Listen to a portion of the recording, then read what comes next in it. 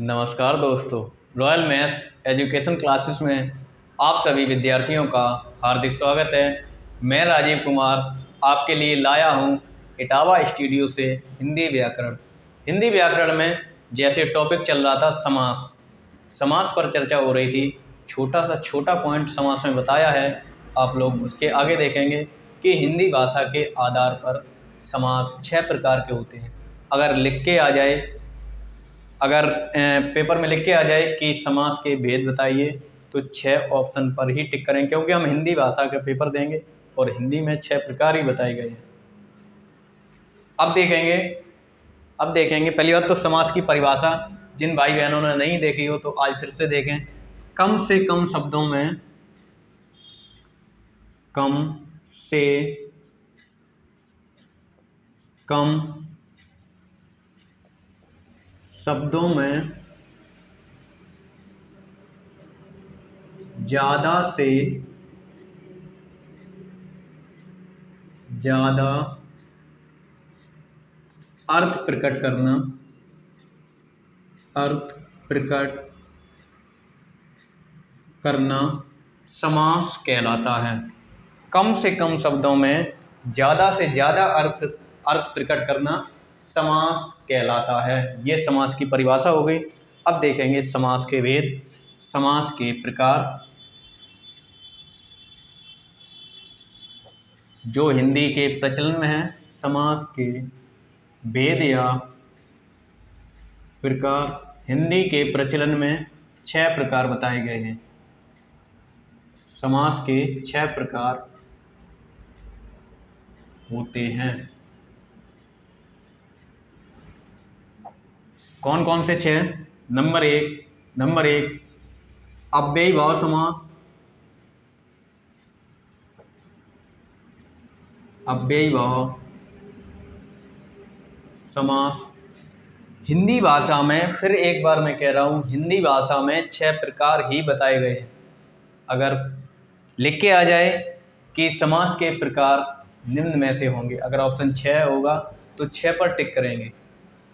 Number 1 अव्ययी भाव समास। Number दो तत्पुरुष समास। तत्पुरुष समास, या इसे हम, ये 6 प्रकार के और होते हैं, इसे हम लास्ट में लेंगे। इसके बाद लिख लें कर्मधारय समास।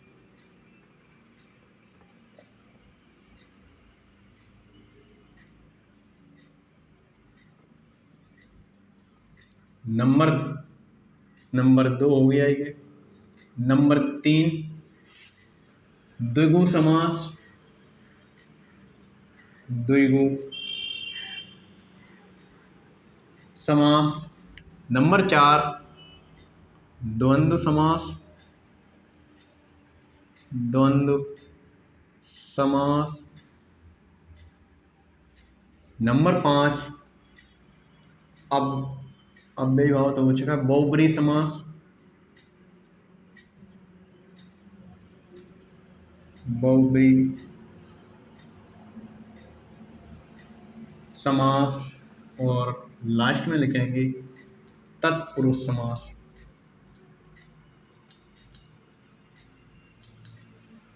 वैसे ये नंबर 2 का समास होता है, लेकिन लास्ट में हमने इसलिए लिखा है क्योंकि इसे डिटेल में पढ़ेंगे तो इसके भी 6 प्रकार होते हैं। नंबर 1 अव्ययी भाव समास। नंबर 2 तत्पुरुष समास। नंबर 3 कर्मधारय समास। नंबर 4 द्विगु समास। नंबर 5 द्वंद्व समास। और नंबर लास्ट आता है बहुब्रीहि समास। बहुब्रीहि समास। तो नंबर 1 हेडिंग डालेंगे अव्ययी भाव समास। अव्ययी भाव समास। अव्ययी भाव समास। नंबर 1 हेडिंग रहेगी अव्ययी भाव समास। आप लोग हेडिंग डालेंगे अव्ययी भाव समास। इसकी परिभाषा लिखेंगे।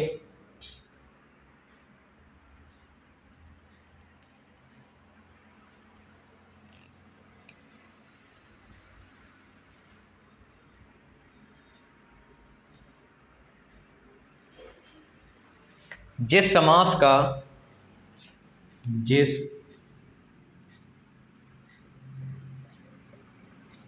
समास का पूर्व पद पूर्व पद पूर्व पद प्रधान प्रधान होता है प्रधान और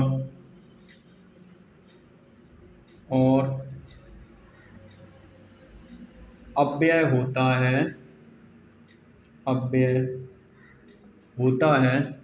उसे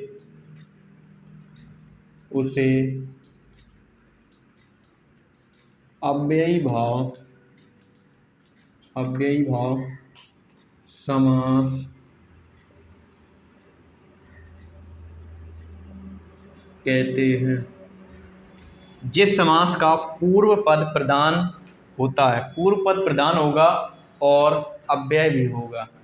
पूर्व पद तो प्रधान होगा लेकिन अव्यय भी होगा, उसे अव्ययी भाव समास कहते हैं। अब ये मत कहना कि सर अव्यय क्या होते हैं। अव्यय मैंने बताए हैं, 4 प्रकार के अव्यय होते हैं। इस पर वीडियो बनाया है, आप लोग वहाँ से देख सकते हैं कि परिभाषा क्या है। जिस समास का पूर्व पद या पहला पद प्रधान होता है या और अव्यय होता है, उसे अव्ययी भाव समास कहते हैं। जैसे हम पदों की बात करें तो कह लें, मान लो ये पहला पद है, इसे कहेंगे पूर्व पद। पूर्व पद होगा और कंडीशन है अव्यय होगा, कोई ना कोई अव्यय होगा। और दूसरा पद या हम कह लें उत्तर पद। इसकी कंडीशन ये है कि पहला पद प्रधान होगा, यानी मुख्य जो पद होगा वह अव्यय होगा, तो उसे हम अव्ययी भाव समास कहते हैं। जैसे कुछ शब्द होते हैं उनसे पहचानेंगे कि किस समास का उदाहरण रहेगा। तो जैसे लिखेंगे, जैसे अनु, आ, प्रति, भर। अनु, आ, प्रति, भर। यथा,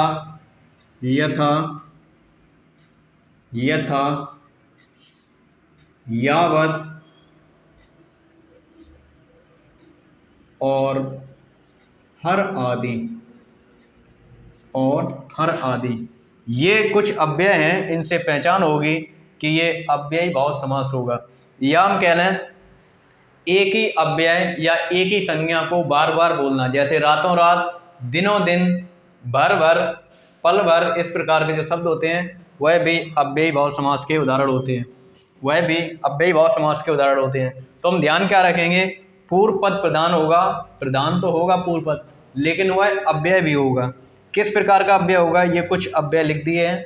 इस प्रकार के अव्यय होंगे, यानी पहले अव्यय लिखा होगा शब्द में, पहले इनमें से कोई एक शब्द देखने को मिलेगा, उसे हम अव्ययी भाव समास कहेंगे। या कोई ऐसा अव्यय जो बार बार रिपीट हुआ है, जैसे हाथों हाथ या दिनों दिन, तो इस प्रकार का जो समास होगा वह अव्ययी भाव की श्रेणी में आता है। इसके उदाहरण लिखेंगे।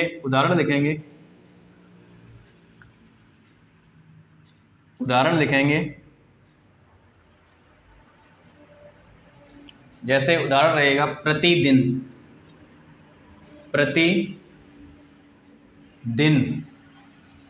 तो प्रति जो शब्द आया है, प्रति, ये अव्यय है और ये मुख्य पद है, या हम कह लें प्रधान है। प्रतिदिन इसका मतलब होता है प्रत्येक दिन।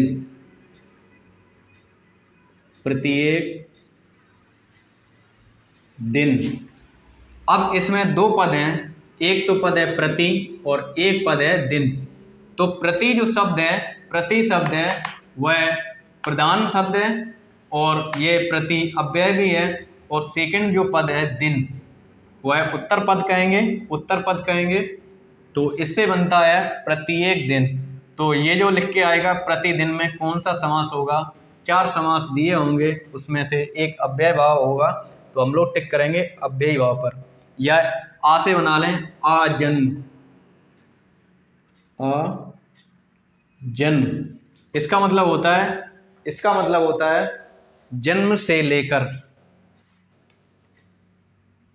जन्म से लेकर आजन्म। तो जो आ है वह पूर्व पद है और जन्म है यह उत्तर पद है। या एक दो उदाहरण और लिख दें। यथासंभव, यथा संभव, यथा संभव, अनुरूप,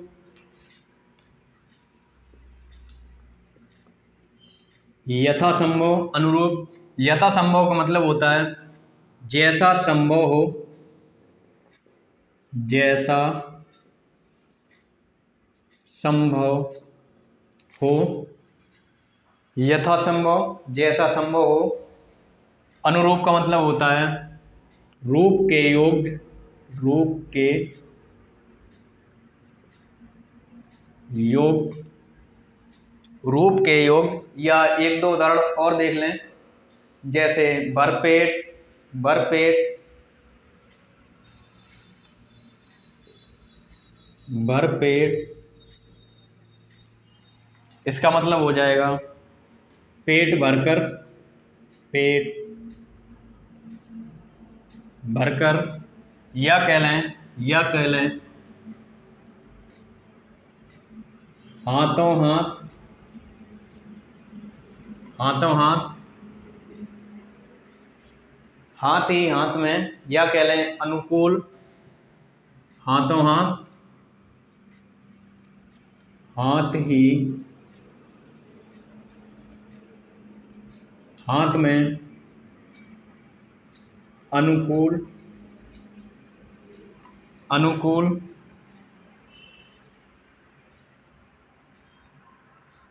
अनुकूल। या कह लें पल पल, पल पल, पल ही पल में, पल ही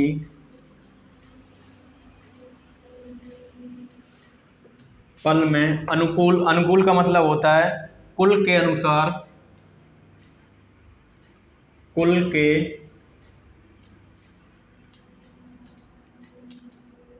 अनुसार। या एक दो और लिखना चाहें, यथाशक्ति, यथाशक्ति, यथा शक्ति, यथाशक्ति, शक्ति के, यथाशक्ति, शक्ति के अनुसार। या कह लें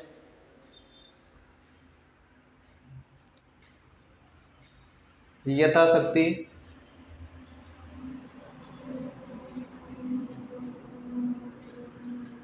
शक्ति के अनुसार। तो ये जो चार छह उदाहरण दिए हैं ये अव्ययी भाव समास के उदाहरण हैं।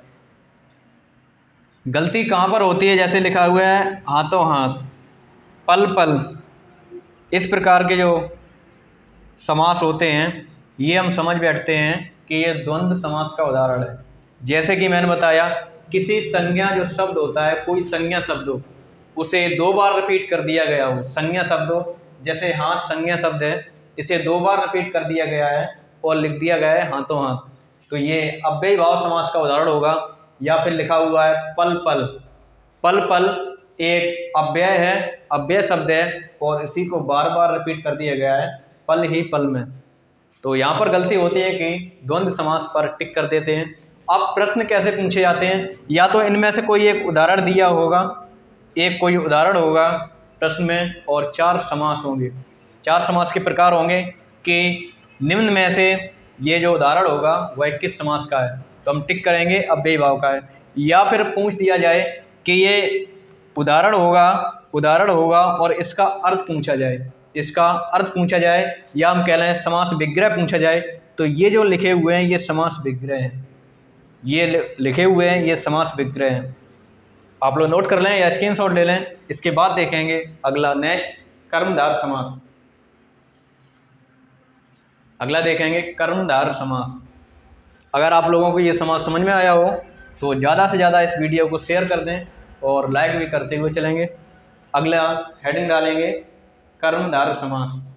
तत्पुरुष समास जो है हमने लास्ट में लिखा है, इसके 6 प्रकार होते हैं, इसे डिटेल में देखेंगे बाद में। तो इसके बाद लगा रहे हैं कर्मधार समास। हेडिंग रहेगी कर्मधार समास।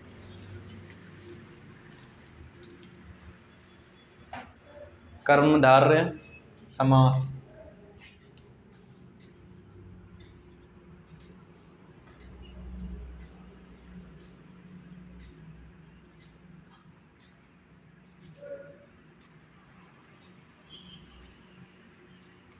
आप लोग कंटिन्यू इस वीडियो को देखेंगे और ज़्यादा से ज़्यादा बच्चों को शेयर करेंगे, क्योंकि कुछ लोग ऐसे होते हैं एक दो शब्द समझते हैं, उसके बाद उन्हें समझ में आ जाता है कि हमें सब कुछ आ गया है और वीडियो को स्किप कर देते हैं। आप लोग देखेंगे और हेडिंग रहेगी कर्मधार समास। हेडिंग डालेंगे कर्मधार समास।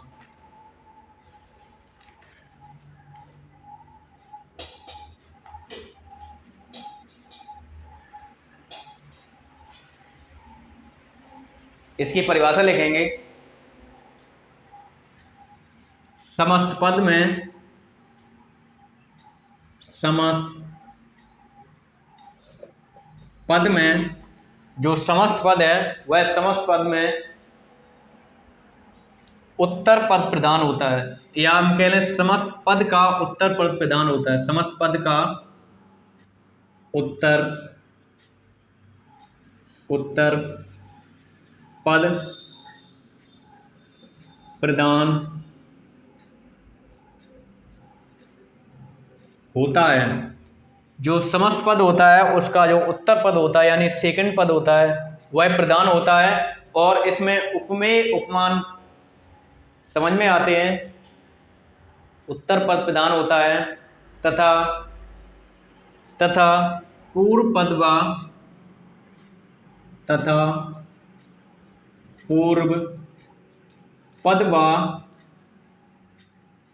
उत्तर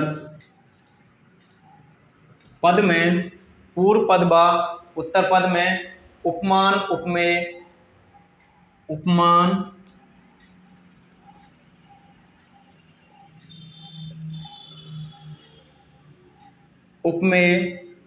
व विशेषण, उपमान उपमेय व विशेषण, विशेष संबंध देखने को मिलता है। संबंध मिलता है। कर्मधार समास की परिभाषा रहेगी समस्त पद का उत्तर पद प्रदान होता है। परिभाषा तो यहीं तक है कि जिस समास का उत्तर पद प्रदान हो और उसमें विशेषण या विशेषता या हम कह लें उपमान उपमेय देखने को मिले तो वह होगा कर्मधार समास। अब यहाँ जो विशेषण शब्द आया है इसे भी बहुत डिटेल से समझाएंगे। विशेषण के बाद संज्ञा आए, पहले विशेषण होगा और उसके बाद कोई संज्ञा शब्द होगा। विशेषण होगा उसके बाद कोई संज्ञा शब्द होगा, लेकिन विशेषण किसका विशेषण होगा? किसका विशेषण होगा? जैसे हम कह लें गुणवाचक विशेषण होगा, गुणवाचक विशेषण होगा, या हम कह लें पदार्थवाचक विशेषण होगा, पदार्थवाचक विशेषण होगा, या हम कह लें द्रव्यवाचक विशेषण होगा, द्रव्यवाचक विशेषण होगा, या हम कह लें व्यक्तिवाचक विशेषण होगा, व्यक्तिवाचक विशेषण होगा। ये 4 प्रकार के विशेषण दिखाए हैं कि विशेषण तो होगा लेकिन किसका होगा? गुणवाचक विशेषण होगा, गुणवाचक नहीं होगा तो पदार्थवाचक होगा, पदार्थवाचक नहीं होगा तो द्रव्यवाचक होगा, द्रव्यवाचक नहीं होगा तो व्यक्तिवाचक होगा। अगर इनमें से कोई भी विशेषण देखने को मिले उसके बाद अगर संज्ञा का योग हो रहा है, कोई भी संज्ञा शब्द का योग हो रहा है तो उसमें कर्मधार समास होता है। और एक विशेषण और होता है जो कि संख्यावाचक विशेषण होता है। संख्यावाचक विशेषण, ये विशेषण में डिटेल से समझाया है। संख्यावाचक विशेषण होगा, संख्यावाचक विशेषण होगा, उसके बाद संज्ञा का कोई भी संज्ञा शब्द का योग होगा, तो वहाँ पर कर्मधार नहीं होगा, वहाँ पर द्विगु समास होगा। कौन सा समास होगा? द्विगु समास होगा। जब द्विगु समास पढ़ाएंगे उसमें भी ये बात बताएंगे कि संख्यावाचक विशेषण होगा, उसके बाद किसी भी संज्ञा शब्द का अगर मेल हो रहा है तो वहाँ पर द्विगु समास होगा, और संख्यावाचक विशेषण को छोड़कर कोई भी विशेषण आ जाए, कोई भी विशेषण आ जाए तो वहाँ पर कर्मधार समास ही होगा।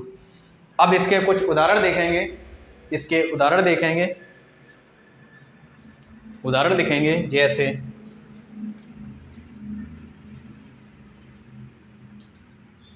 उदाहरण देखेंगे, जैसे चरण कमल, चरण कमल, चरण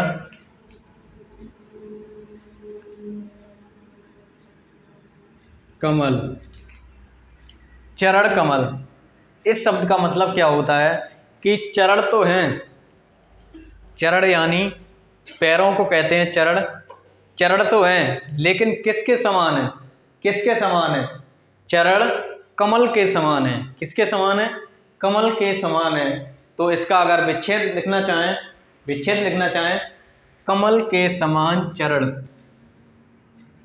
कमल के समान चरण। चरण जो है वह किसके समान है? तो कमल के समान चरण है, कमल के समान चरण है। यहाँ पर भी दो पद देखने को मिल रहे हैं, एक तो चरण और एक कमल। तो ये जो चरण है ये पूर्व पद है और कमल है ये उत्तर पद है। यहाँ पर प्रधानता किसकी बताई जा रही है? प्रधानता बताई जा रही है कमल की, कि कमल जैसे ही चरण है, कमल जैसे ही चरण है। तो जो कमल है वह प्रधान पद हो गया, यानी उत्तर पद में कमल लिखा हुआ है, ये प्रधान पद है। कमल जैसे ही बात की जा रही है, कि किसकी बात की जा रही है? चरण की।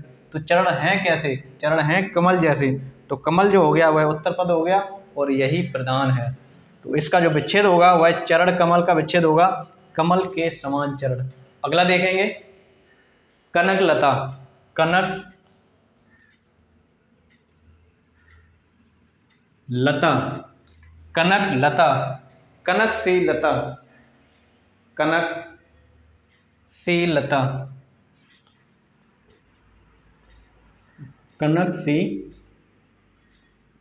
लता। यहाँ पर भी दो शब्द देखने को मिल रहे हैं, दो शब्द देखने को मिल रहे हैं, यानी पूर्व पद और उत्तर पद। अगला देखेंगे, कमल नयन, कमल नयन,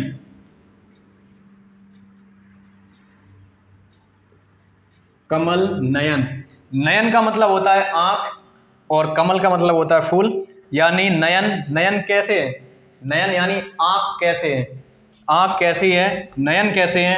नयन है कमल जैसे, यानी इसका विच्छेद हो जाएगा,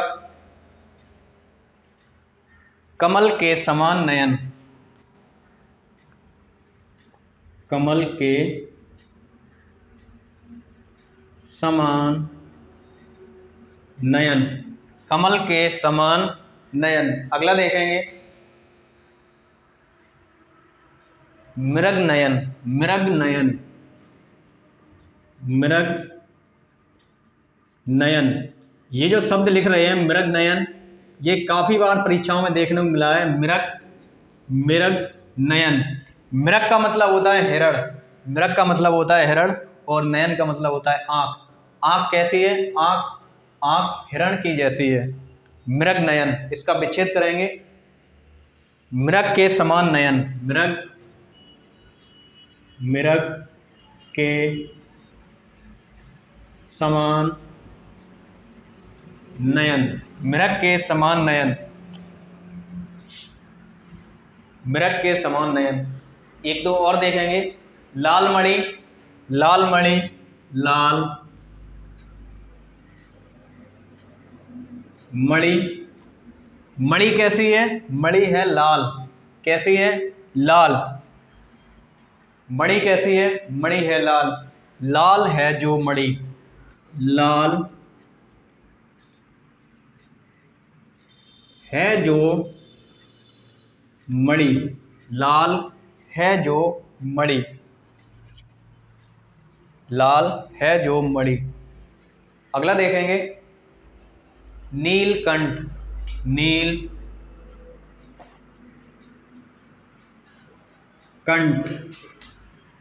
नीलकंठ, नीलकंठ, नीलकंठ का विच्छेद रहेगा नीला है जो कंठ, नीला है जो कंठ। अब यहाँ पर नीलकंठ शब्द में बहुत कंफ्यूजिंग रहती है कि ये अव्ययी भाव कर्मधार समास का उदाहरण है या फिर हम कह लें बहुब्रीहि समास का उदाहरण है। अगर दोनों ऑप्शन में आएंगे तो हम बहुब्रीहि समास पर ही टिक करेंगे, तो कर्मधार समास पर टिक नहीं करेंगे।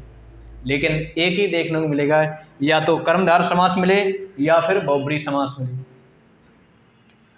नीला है जो कंठ, कंठ कैसा है? कंठ नीला है। महापुरुष, महापुरुष,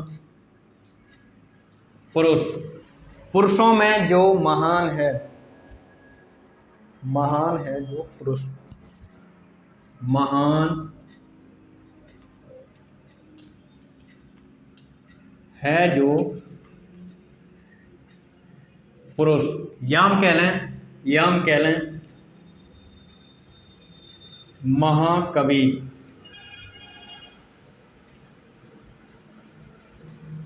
महान है जो कवि। यहाँ कवि की विशेषता बताई जा रही है और ये व्यक्तिवाचक विशेषण है। कवि की विशेषता बताई जा रही है, यहाँ व्यक्तिवाचक विशेषण है। ये पदार्थवाचक इस प्रकार के जो शब्द देखने को मिले हैं, विशेषण विशेष से संबंधित, उपमान उपमेय से संबंधित है। महान है जो पुरुष, किसी एक पुरुष की अगर बात की जाए कि महान पुरुष, यानी किसी एक पुरुष की बात की जाए, जैसे कि हनुमान की बात की जा रही है कि हनुमान सबसे महान है, तब तो ये बहुब्रीहि समास होगा। या कवियों में किसी एक कवि की बात की जा रही हो तब ये बहुब्रीहि समास होगा, नहीं तो ये कर्मधार समास के उदाहरण होंगे, कर्मधार समास के उदाहरण होंगे। एक दो शब्द और देखेंगे, एक दो वाक्य और देखेंगे, जैसे दही बड़ा, दही बड़ा, दही बड़ा। इसका हो जाएगा दही में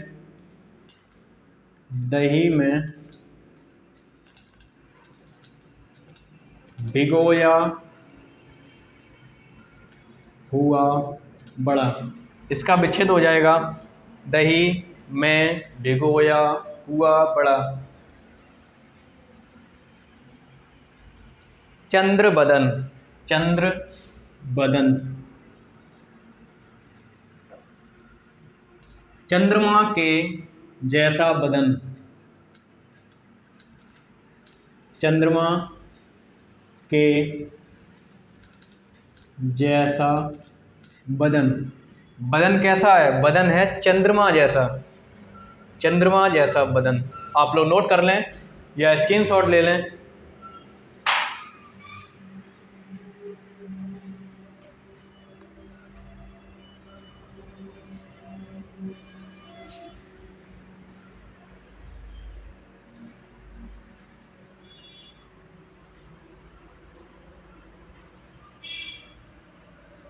तो मित्रों, आज मैंने आप लोगों को दो समास के बारे में बताया।